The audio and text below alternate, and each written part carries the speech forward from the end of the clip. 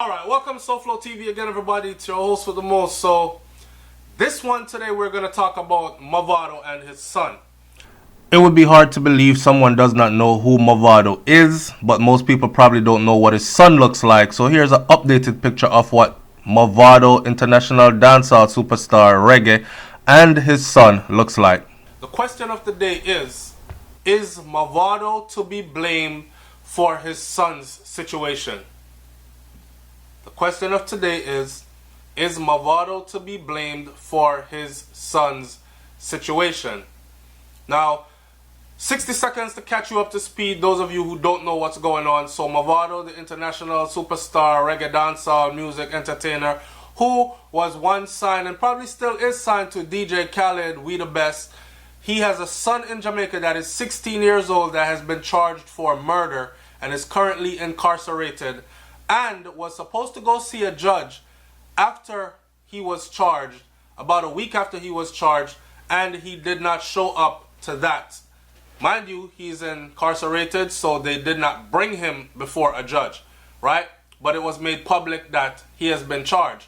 That is all that situation right there is stemming from an incident where Mavado had allegedly went to some man's place to go talk to him about a situation that was happening between him, the man, and his son. And the situation turned out where Mavado laid hands on the person, and it resulted in gunshots being fired at the artist, and the artist went to the police station and told the police, made a report. Persons were arrested, including his son, which was arrested following what seems like a retaliation for the gunshots being fired at the artist, these kinds of things. That's where we're at. So the question of today is Mavado to be blamed for his son's situation? Leave your comment in the comment section below. On social media though, these are some of the comments that I've seen why I'm about to make this video. And one of them is this. It says, Daddy was too busy getting rich to raise his son right. That's why I'm asking, is he to be blamed? The other one was, him set bad example for his son with his fake gangster image. And the third one was, all that money and you have your son doing crime, you should be ashamed of yourself. Those three are the reasons why I'm doing this video today. So let's start with that first one. Daddy was too busy getting rich to raise his son right. Okay, check this out. If the man did take some mediocre job out there where he did not excel, could not excel at it, then, and was not able to pay his bills, feed his children, take care of his family, and make himself someone productive and progressive in society, then people would have been laughing at him anyways and saying, watch the big old workless boy, having family and picking them and suffer over there, so, and him can't even help pay the bills or nothing like that. So, in other words, then what I'm saying is, there's no such thing as daddy was too busy getting rich to raise him right. There are a lot of rich people that children are raised right, right? So if it's a case of him not making time throughout his busy life to be there or to structure and put certain things in place to save his son from being in that situation, then I say yes. But for us to say he was too busy getting rich to raise him right, I think that's very unfair and uncalled for. What do you think? Alright, let's move on to number 2. Him set bad example for his son in his fake gangster image. Alright, so I've said this before.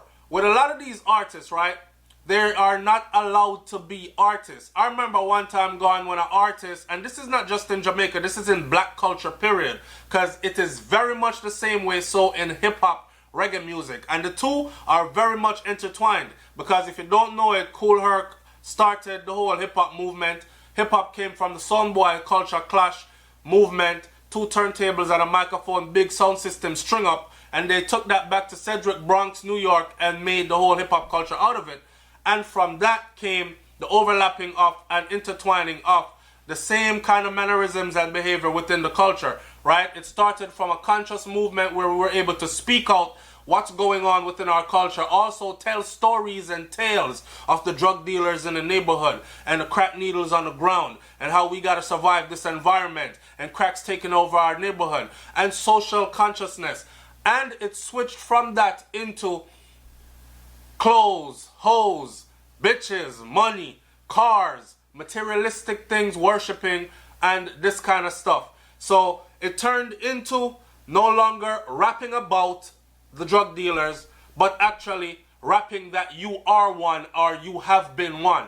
Now let's not forget that the music industry played a very big part in this too, because what they did was they started giving huge record contracts to a lot of people that were fresh out of prison from or violent individuals that were proven to be violent because they had criminal records. Don't believe me?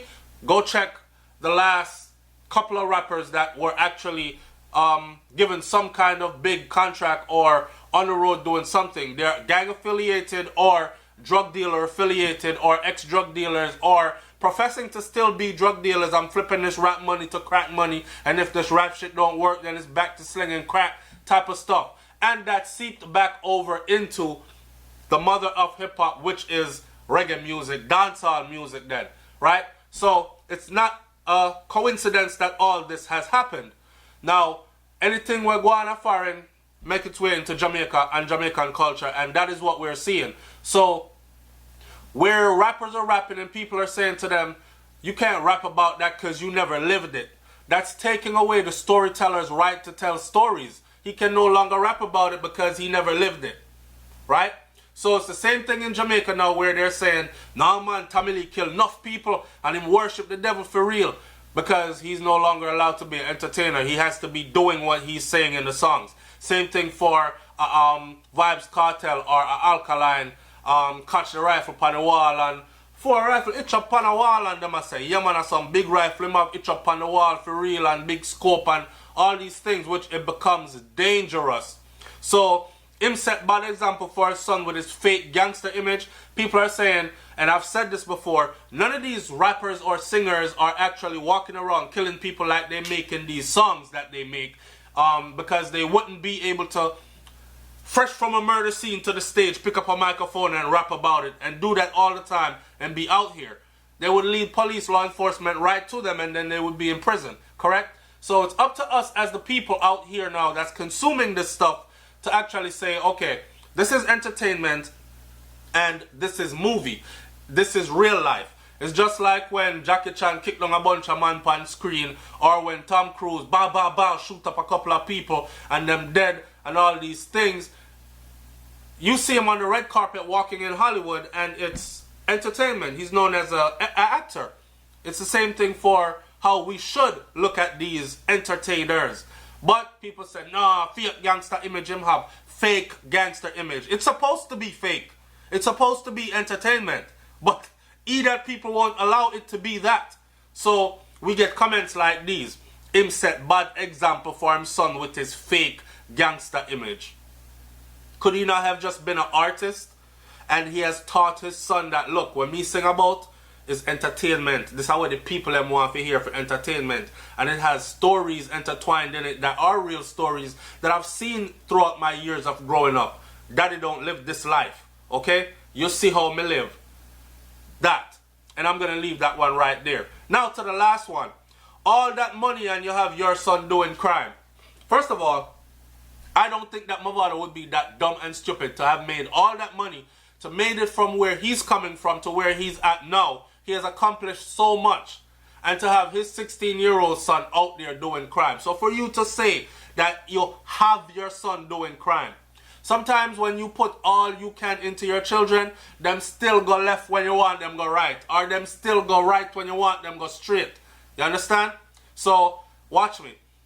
It doesn't have to be Mavado have him son out there. He's of age. A lot of us have forgotten what it was to be 16 years old. I know when I was 16, I used to pretend to be good, but nobody couldn't really tell me nothing.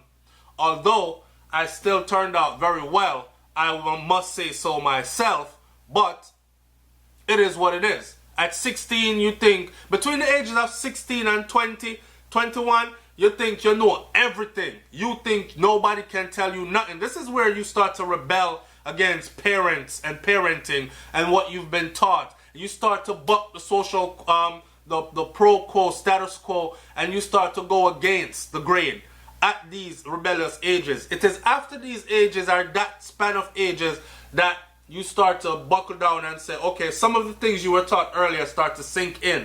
For a majority of people, I must say, not for everybody, right? And that is what we're seeing here, I think. I don't think he had his son out there doing crime, so no can't stop it. And let me close this video out by saying this. Innocent until proven guilty is what it should be.